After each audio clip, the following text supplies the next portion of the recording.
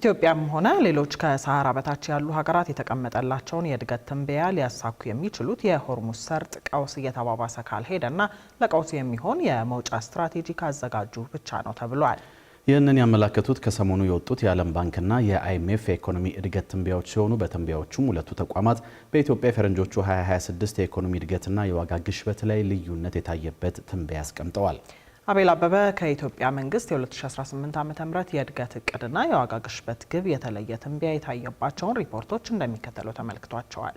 ፕሬዚዳንት ዶናልድ ትራምፕ ወደ ስልጣን መንበር መምጣታቸውን ተከትሎ አሜሪካ ትቅደም ሲሉ የወሰዷቸው ትላልቅ እርምጃዎች የዓለምን ኢኮኖሚ መሰረት ሲያናጉ ከአንዴም ሁለቴ በግልጽ ታይተዋል። የዋይት ሀውስን ቢሮ እንደረገጡ የሰብአዊ ድጋፍ ቅነሳና አገራቸውን በገንዘብ ድጋፍ ከምታደርግላቸው ግዙፍ ዓለም አቀፍ ተቋማት የማስወጣት ተግባራት ላይ ውሳኔ ያሳለፉት ትራምፕ ያኔ በተለይ በታዳጊ ሀገራት ጉሮሮ ላይ እንደቆሙ ተደርገው ነበር የተቆጠሩት። ቀጥለውም በድፍን ዓለም ላይ የታሪፍ ጦርነት አውጀው የድሃውን ኑሮ አክብደዋል የሚባሉት ፕሬዚዳንቱ ከእስራኤል ጋር በመሆን በጀመሩት የቅርብ የኢራን ዘመቻ ደግሞ የዓለም የንግድ እንቅስቃሴን ትንፋሽ እንዲያጥረው ምክንያት መሆናቸው ነው የሚጠቀሰው። ታዲያ እነዚህ ሁሉ ፖለቲካዊና ኢኮኖሚያዊ ምስቅልቅሎች ከሀገራዊ ጥቅል ምርታቸው እስከ 6 በመቶውን ከሰብአዊ ድጋፍ ያገኙ የነበሩ ሀገራትን ይበልጥ ፈተና ላይ እየጣሉ መቀጠላቸውን የሚነገረው ግዙፎቹ የፋይናንስ ተቋማት አይኤምኤፍና ዓለም ባንክም ከሰሞኑ በወጣው የ2026 የፈረንጆቹ ዓመት የኢኮኖሚ ትንበያቸው የሆርሙዝ ሰርጥ ጣጣ ዳፋው በተለይ ለታዳጊ ሀገራት እየተረፈ መሆኑን አረጋግጠዋል። ይህ የደህንነት ማጣት ተጨማሪ 45 ሚሊዮን ሰዎችን ወደ ረሃብ ከቷል። የትራንስፖርት ገደቡን ተከትሎ በረሃብ ውስጥ ያሉ ሰዎች ድምር ቁጥር 360 ሚሊዮንን በልጧል። የማዳበሪያ ዋጋም ከፍ እያለ የሚሄድ በመሆኑ ችግሩ ጊዜ በጨመረ ቁጥር እየከፋ የሚመጣ ነው።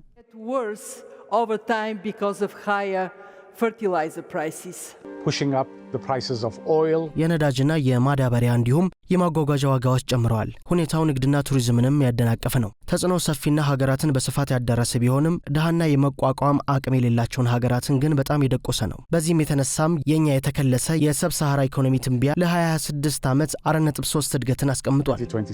ሆኖም በዚሁ ጥንቅጥ ውስጥም ቢሆን ኢትዮጵያ ከምስራቅ አፍሪካ ሀገራት የተሻለ ኢኮኖሚያዊ እድገት ታስመዘግባለች በሚለው ላይ የተስማሙት ሁለቱ ዓለም አቀፍ የፋይናንስ ተቋማት አንዳቸው ከቀደመ ትንበያቸው የአሃዝ መቶኛ ቅነሳ ሲያደርጉ አንዳቸው ደግሞ ከቀድሞ ትንበያቸው ላይ ጭማሪ አድርገው ታይተዋል።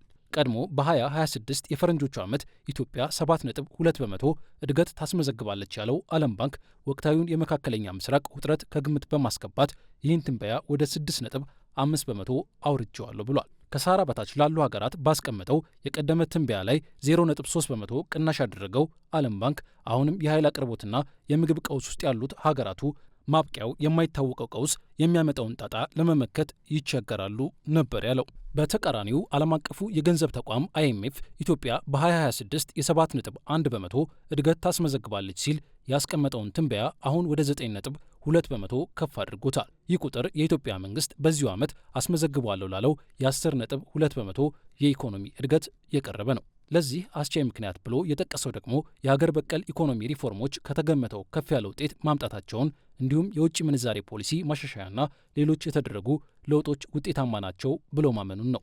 የዋጋ ግሽበት ጉዳይም ቢሆን ሁለቱ ተቋማት የተራራቀ ቁጥር ያስቀመጡበት ሌላው የኢኮኖሚ ጉዳይ ነው። ዓለም ባንክ በ2026 የፈረንጆቹ ዓመት የኢትዮጵያ የዋጋ ግሽበት 15.1 በመቶ እንደሚሆን ሲጠቅስ አይኤምኤፍ በበኩሉ ከ11.8 በመቶ አይዘልም ነው ያለው። ይህ በእነዚህ ዓለም አቀፍ ተቋማት የተጠቀሰ ልዩነት ያለው የዋጋ ግሽበት ትንበያ እንዳለ ሆኖ የኢትዮጵያ ብሔራዊ ባንክ በየካቲት ወር ባወጣው ሪፖርት ግሽበቱን ወደ ነጠላ አሃዝ በማውረድ 9.7 በመቶ ማድረሱን አሳውቆ እንደነበር አይዘነጋም። የሆርሙዝ ሰርጥ ውጥረት በጊዜ እስካልተገታ ድረስ ዓለም አቀፉ የዋጋ ግሽበት ይበልጥ ማሻቀቡ እንደማይቀር ጠቅሶ የነበረው የአይኤምኤፍ ሪፖርት ይህ ችግር እስኪፈታ ድረስ ሀገራት ዝቅተኛ ገቢ ያላቸው ዜጎችን ያማከለ ድጋፍ እንዲያደርጉ ነው የጠየቀው።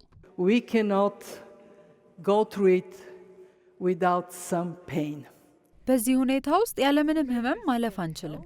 በእርግጥ ፖሊሲ አውጪዎች በተለያየ መንገድ ይህንን ህመም እንዲቀንስ ለማድረግ መስራት ይችላሉ። የፋይናንስ ደህንነት የሚመለከታቸው አካላት ተጋላጭ አካላትን ያማከለ ጊዜያዊ ድጋፍ ማድረግ ይገባቸዋል። ይህ ከመካከለኛው ጊዜ የፊስካል አሰራሮች ጋር የተጣጣመ መሆን አለበት። ግሽበቱ ከቁጥጥር ውጭ የሚወጣበትና ኢኮኖሚውን የሚጎዳ አይነት ከሆነ ብሔራዊ ባንኮች የወለድ ምጣኔ ላይ ጭማሪ ወደ ማድረግ መሄድ ይኖርባቸዋል። የፊስካል ድጋፎችም ጊዜያዊና ለተመረጡ ብቻ የሚደረጉ መሆን አለባቸው። Fiscal support should remain targeted and temporary. ከሰሞኑ የወጡት የዓለም ባንክም ሆነ የአይኤምኤፍ ኢኮኖሚ ትንበያዎች ኢትዮጵያም ሆነ ሌሎች ከሰሃራ በታች ያሉ ሀገራት የተቀመጠውን ግመታ ሊያሳኩ የሚችሉት የሰርጡ ውዝግብ በፍጥነት ከተፈታ አሊያም ቀውሱን ሊመክቱ የሚችሉበት ስትራቴጂ ያዘጋጁ እንደው መሆኑን በአጽንኦት ጠቅሰዋል። ይህ የተቋማቱ ሪፖርት እንዳለ ሆኖ የሆርሙዝ ሰርጥ መከፈቱ ይፋ መደረጉ ይህንን ስጋት ሊያቃልለው ይችላል ተብሎ ይጠበቃል።